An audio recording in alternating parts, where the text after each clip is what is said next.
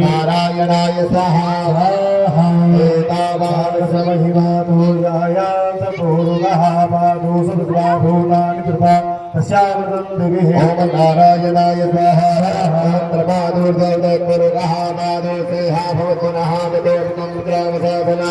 अभी नारायणाय स्वाहा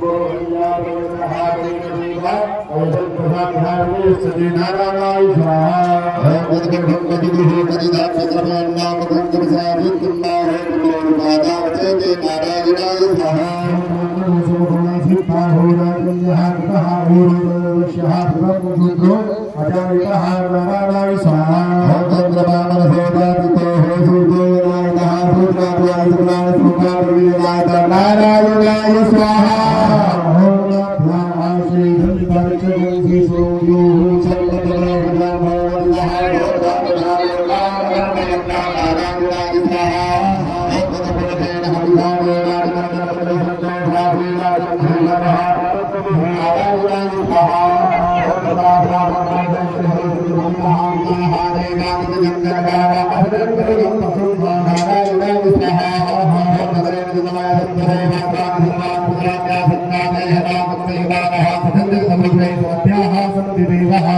नारायणाय स्वाहा इदं विशुद्धचक्रमेत्रे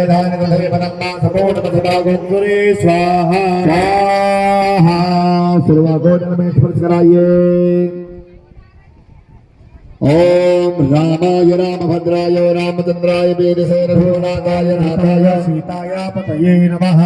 बोलिए राजा रामचंद्र भगवान की जय। समस्त यजमान जन अपनी सीधी हाथ की हथेली में जल ले लें।